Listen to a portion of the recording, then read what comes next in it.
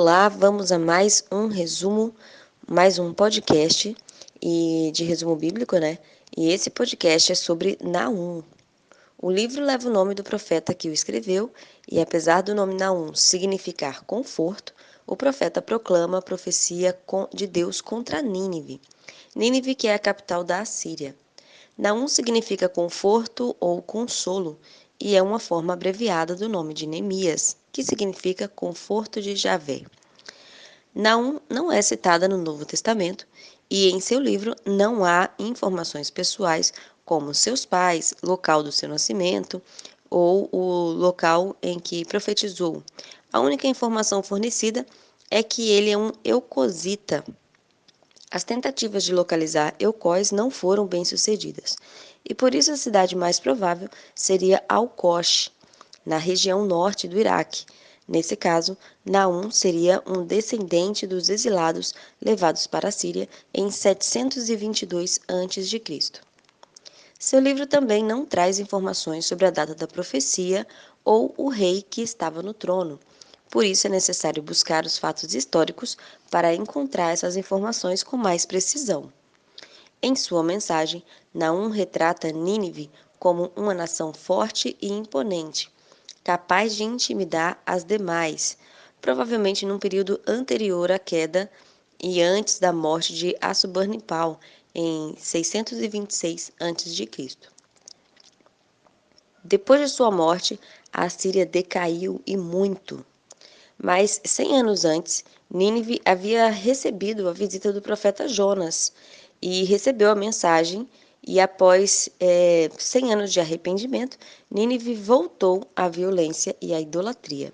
Nínive já havia se recuperado da derrota de Senaqueribe em Jerusalém, quando o rei Ezequias apresenta a carta de afronta para Deus, e um único anjo mata 185 mil.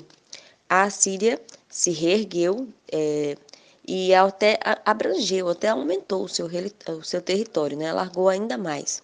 No entanto, o juízo de Deus viria sobre a Síria. E através da figura de Nabopolassar, rei da Babilônia, e depois do seu filho Nabucodonosor, a destruição da Assíria aconteceu exatamente como Deus havia predito. Então, enquanto Jonas foi usado por Deus para retardar o castigo de Nínive, através da sua pregação de arrependimento, Naum o faz lembrar que a tomada de decisão de trilhar um caminho oposto ao arrependimento, aquilo que o Senhor havia recomendado, traria juízo para essa nação. Apesar da sua arrogância por se achar uma cidade impenetrável, Deus revela sua soberania e se vinga daqueles que transgridem as suas leis. O mesmo Deus de amor é o mesmo Deus de justiça. Então, alguns fatos interessantes para se conhecer de Nínive é que Nínive era uma cidade muito corrupta, idólatra e também muito agressiva, né? Eles eram um povo que não tinham pena dos demais. Eles eram fortes, era uma nação, como mesmo fala, né, impenetrável. Então, eles se apossaram de muitas nações, eles invadiram muitas nações. Uma delas foi, inclusive, Israel. Né? Israel ele foi exilado para a Síria e ele trouxe outros povos para as terras de Israel. Com a chegada de Jonas, Nínive aceita a mensagem. Deus faz, né, faz com que isso aconteça, né? Nínive aceita a mensagem de Jonas, se arrepende e durante 100 anos Nínive é uma cidade que recebeu Yahvé, né, como seu Deus. Durante 100 anos houve arrependimento, durante 100 anos houve paz entre as nações que eram circunvizinhas de Nínive. Porém, chega um ponto em que eles acham que tem que voltar para suas velhas práticas.